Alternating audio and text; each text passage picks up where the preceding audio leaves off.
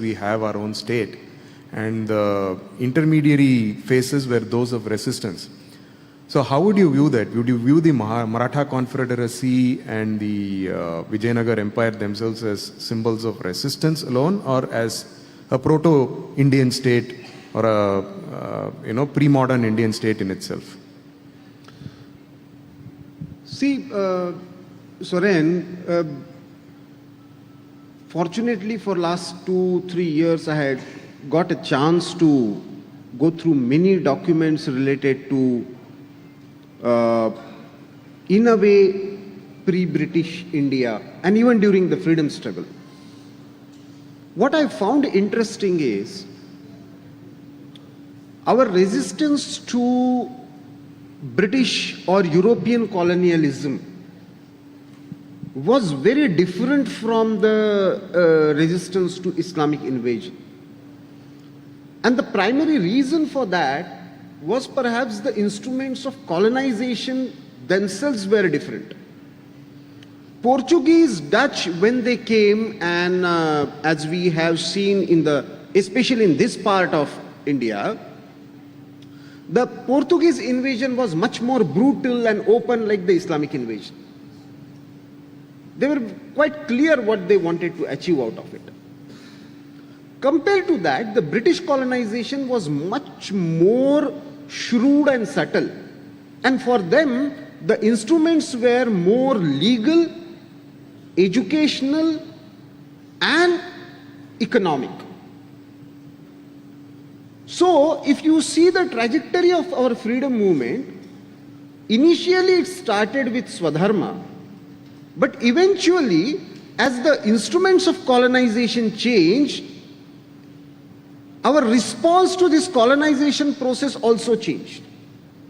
So, Swadharma was added with Swadeshi, then Swabhasha and Rashtriya Shiksha, national education and self-language.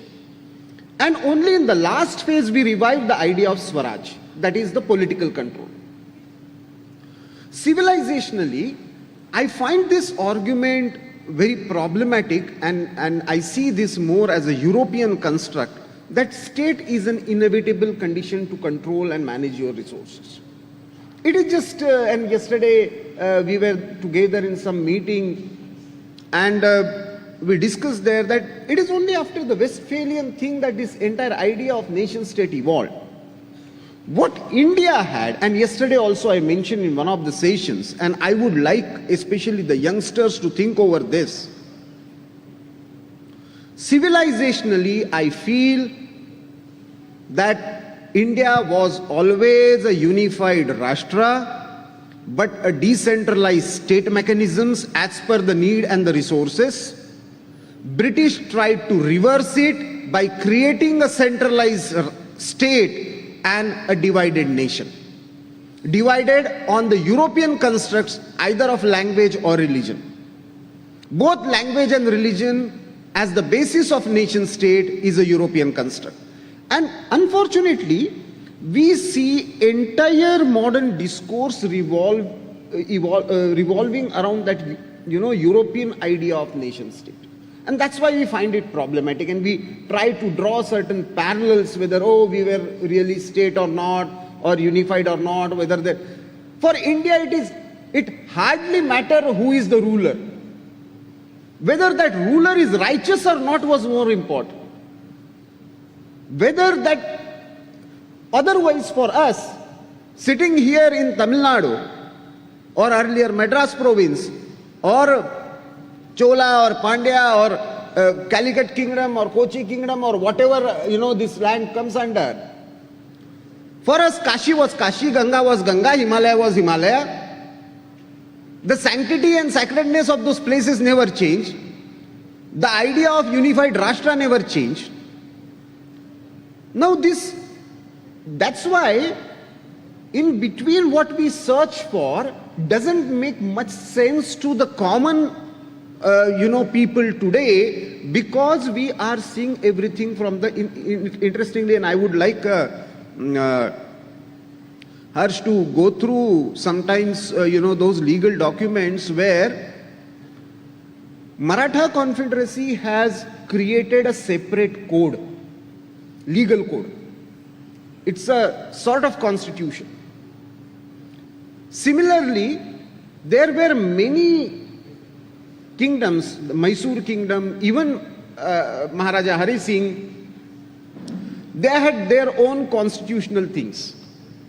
And the kind of taxation policy, the kind of, land policy, the kind of educational thing, the kind of policies related to women, if you see them, they are much more so-called progressive and modern, if we really want to use those terms. But unfortunately, we don't take them as reference points. And that's why understanding, and I am glad that Harsh, after talking about his new idea of India, now talking about long India. Now, in fact, he is the right person to take this forward. How does this new India finds, its bearing in the long India? How it is going to unfold itself in the changed situation when we had so much of baggage, not just about invasion, about this confusion whether we are state or not, or nation or not, but more about the colossal damage that we have faced due to, a couple of ideas that he has discussed in his book, in a new idea of India called Socialism and Secularism. It is still carries that kind of sanctity, despite, losing entire relevance either politically or economically. So in that sense, it is going to be a challenge. For us, the state was always secular, and as I said, nation cannot be secular. It will always be cultural. It will always be civilizational. So how to put that in Indic terms, make it understandable to everybody, whether a Tamil speaking or a Bengali speaking person, that is going to be the real challenge. And perhaps English speaking population and mere English idioms perhaps will not help us in doing that. So we will have to develop certain mechanism about conveying those right meaning with right connotation, and we have to create our own terminology to explain and really incarnate that dharmic state with civilizational wisdom. That is what I feel. That's an interesting perspective, Prafulji. Now your talk and you touched upon Swadeshi, and that's an economic aspect, and that's where I would like to take off and invite Harsh to make a few comments. So in the Swadeshi way of thinking, and you said that Swadeshi brings up images of autarky and closed economies and so on, protectionism and so on. But I would like to, at this context, I would like to invoke one of our great civilizational thinkers, whose picture is here right behind us. In one of his poems, he says, we will give the ivory of Kerala as prize for the bravery of the Marathas. We will build a bridge to Sri Lanka, and ஆலைகள் செய்வோம், தொழிற்சாலைகள் செய்வோம். We will build schools, we will renovate our temples, and we will build factories. So that is a view of Swadeshi, which is very much in the Indian, civilizational ethos.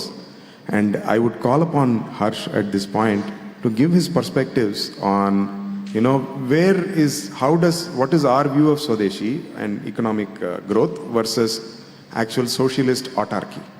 So, thank you, Suren. Just quick comments on what Profulla ji said. I think one way to put that is, we are Hindu Rashtra, Hindi Rajya. Hindi it can have wrong connotations. So Indian Bharatiya Rajya, or Dharmik Rajya, but Hindu Rashtra. And secularism has often been defined in our sense rightly as being Panth Nirpeksh. You cannot be Dharm Nirpeksh. So that makes it very clear instantly that you're not favoring one sampradaya over the other. You are simply saying you'll be neutral to sampradayas. In that sense, we were always a secular state, as you rightly mentioned. I think one area where I'll slightly disagree is that, which actually connects to the point on economic nationalism or what our view is, without a state, and a state by definition has to be somewhat centralized. This is one of the reasons why we rejected the cabinet mission plan in 1946. One of the best things that Jawaharlal Nehru did was he did a press conference and said we are not bound by the cabinet mission plan. And therefore the partition happened in that given context. Is that the state, if it is not, has the centralized Sangathan capabilities, organizing capabilities, you cannot, for example, as you're discussing off stage, connect rivers. You cannot build irrigation canal. You cannot build infrastructure, which actually leads to productivity, prosperity, and then the spreading of dharma outside of your borders as well. I think what happened is we did not care, that is true, who was the Rajyam so long as he was righteous. But most of the time when they were not in a Hindu dharmic mold, they were not righteous. Instead of patronizing temples, they were taxing temples. And it became very difficult, therefore, so I think going to a self-sufficient village economy was a defense mechanism, where people were following their caste professions, they were doing this, because that was a very stable equilibrium, but nothing beyond that equilibrium. So now, when the world is growing into larger and larger polities, empires, nation states, the nation state itself is a result of post-Abrahamic Westphalian 1648 compact, and now we are in a way Westphalian 2.0. Once the other person has economies of scale in terms of state size and armies, there is no other option for us but to have that, if nothing else as a response. Because Kashi was always there, but today Sharda is not safe. Sharda is technically right now in Pakistan-occupied Kashmir. Mulasthana, what is now Multan, is not safe. There are Hindu places of worship in Balochistan which are not safe. To some extent, unfortunately, even in Bangladesh. So actually, without the kavach of the state, it becomes very difficult to defend the society. And on that very brief point, before I go to the economic angle, I agree the Shivaji Maharaj, Chhatrapati Shivaji Maharaj represented a proto-modern Indian state. But eventually the Maratha Empire could not actually win over the northern Indian plains. They were perhaps the preponderant power, but somebody like Ahilyabai Holkar, made the Kashi Vishwanath Mandir next to the masjid.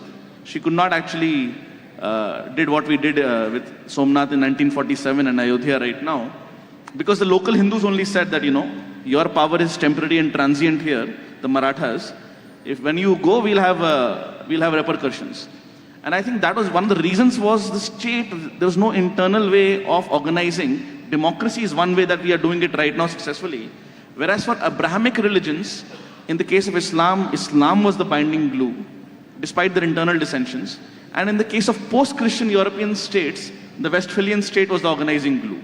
So for us, we are not a European nation state, we are a civilizational state. We have multilingual, but that thing is there. How does that connect to economics? It connects to economics because we want to use the economies of scale of size without letting the diseconomies of size affect us. That is the broad concept. Now, what does that mean? It means that right now when the world is going through a massive war, pandemic, financial global crisis, the reason Sri Lanka and to some extent Pakistan and other countries, many African countries cannot do well is they just do not have the size and the weight. In India, what is happening? We are saying if you want to manufacture cell phones, we can import it with a 10-15% import tariff, which is not a Turkey as Suren rightly mentioned. But you know what? You don't even have to pay the 10-15%. In fact, we might give you some PLI subsidy. If you manufacture it in India with the carrot of this massive domestic market, or more accurately, the potential of the massive domestic market as the ultimate carrot. So I think that the fact that we, in a way, the civilization, the state and the economy, they all converge here because the civilization is what kept us together. On top of that, we've put a state which is different from a European state, but nonetheless a reaction to it, I agree. That in turn is giving us the scale to kickstart economic growth, which to be fair, Nehruvian socialism in the 1950s honestly tried. In the 1960s and especially under Indira Gandhi, it devolved into corruption and what we now call import substitution Raj because of a fixed exchange rate, etc. But the early 1950s attempt at Nehruvian socialism just to be intellectually honest, import substitution by itself was not a problem. The problem was that we had a fixed currency, and because the rupee became uncompetitive because of higher inflation and we did not have floating currency rates at that time, to prevent massive imports, we started putting licenses, and then that built up a constancy of corruption within the politicians and the bureaucrats and the technocrats. So the initial idea was not wrong. Now under Narendra Modi's leadership, we are doing it the right way. We are building up reserves, we have the floating exchange rate, we have education, human capital, infrastructure, but we are still saying we will not go by the IMF World Bank route blindly. We are not Singapore. We have a certain benefit in scale and size without making it inefficient, because that PLI is also applicable to a Korean company. It is also applicable to an American company. It is not only for Indian companies, and therefore it is not protectionism. It is simply saying if you can create local jobs, if you can create some value added inside our borders, then you have this slight advantage. And that slight advantage compounded over time makes all the difference. That's again a very interesting macroeconomic perspective. And investors and economists like Harsh are usually more concerned about wealth generation, while intellectuals and thinkers like Profulji are more concerned about wealth redistribution. So could you just give us some insights on wealth distribution model of Antyodaya versus socialism and autarky? I'll have to come back to where I left. See, when I say we had a decentralized state, I mean to say we had a more decentralized models of governance. When it comes to defense, when it comes to communication, when it comes to even finance and currency, we need to have something centralized. That is for sure. And that was perhaps one of the reasons that we could not, despite having so much of resistance to colonial aggression, despite one attempt, besides one attempt by Arya Chanakya and in the form of Chandragupta, perhaps we didn't try it later to have something which is more centralized. But the difference when you are talking about the idea of socialism, for me, socialism is basically another form of capitalism. Interesting. Socialism is another form of capitalism, means it just replaces individuals with state. But the wealth creation and the production model is essentially exploitative in another form, controlling in another form. So you are actually losing individual creativity, and you tell me a single model. Means if you want to call China socialism, then I don't know, but Cuba, Soviet Union, you tell me one single model where we can say communism is a successful model of either wealth creation or distribution. It's neither nor. So now, yes, to some extent we were more defensive, self-sustainable village economy, but at the same time we were export-oriented economy. So we had different kind of consortiums, we had different kind of clusters. Now, but those clusters were more decentralized in the sense, like in Tamil Nadu, this Tirupur model, it's a cluster model, classic cluster model. In Gujarat, Bharuch or Morbi is a classic cluster model. In UP, Moradabad is a classic cluster model. Even Kannauj. Every household you will find some industry. Every household, entire family is involved. Human resource is optimally utilized. State is there to facilitate, neither to extract nor to impose. To facilitate. The Antyodaya model doesn't just extract and give it to anybody. It empowers everybody to maximize the potential. Antyodaya is not to make somebody state dependent, but making him in fact self-reliant so that next time he becomes a giver rather than taker from somebody. That is the idea of Antyodaya.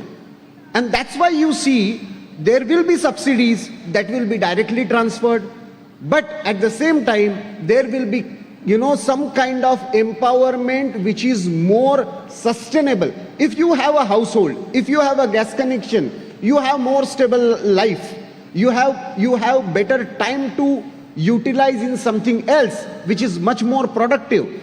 And in that sense, there is a possibility that by next generation, you don't have to be state dependent.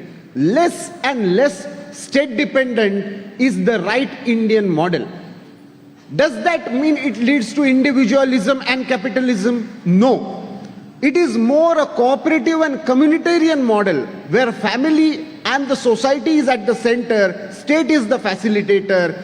It is not individual versus collective, it is individual through collective. It is individual empowerment through collective sense of ownership of resources, but not controlled by the state, owned by the community, run by the community as per their needs. That is the right model that we should strive for. And in that sense, we have to balance between this. See, the fundamental problem is, in the Western world, the essential idea is either there is individual freedom or collective social order. They are perpetually in conflictual mode. So either this or that. We are saying, as a dharmic society, we are saying we can ensure maximum individual freedom up to mukti through a collective model. And nobody says this in the world.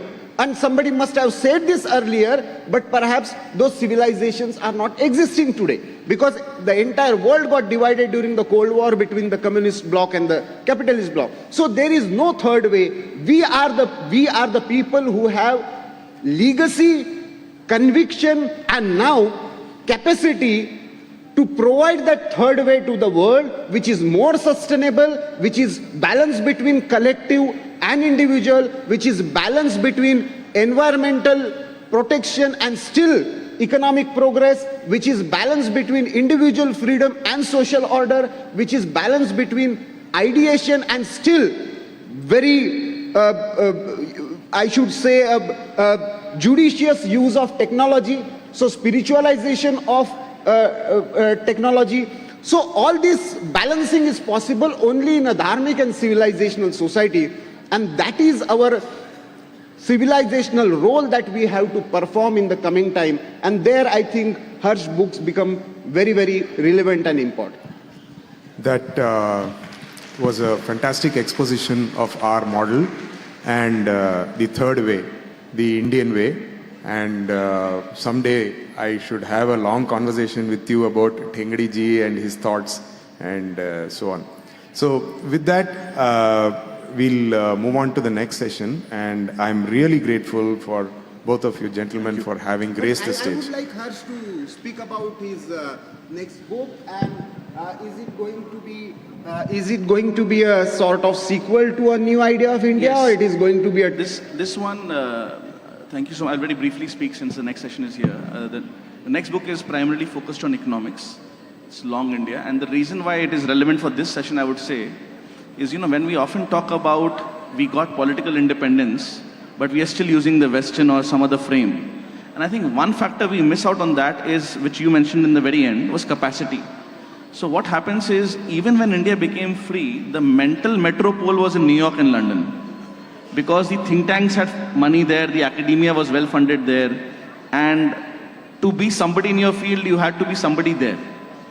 Now what we are seeing gradually, and actually the Chennai Lit Fest is a very good example of that, because till 10 years ago, there was only one Lit Fest in India, the Jaipur Lit Fest, and we all know who controls that. So that's a small example of how we are taking back our own narrative. And The Economist had a very interesting piece yesterday bemoaning the success of IPL, the Indian Premier League, that India is totally dominating cricket. So I would simply conclude by saying that in this book, what I'm trying to say, that India is the world's biggest growth opportunity and investment opportunity, maybe the world's largest economy by or before 2047.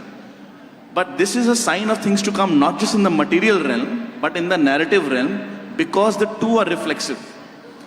Just like we are now dominating in cricket, it's a premonition of what we will dominate in the realm of ideas, and there we can make a contribution. Thank you.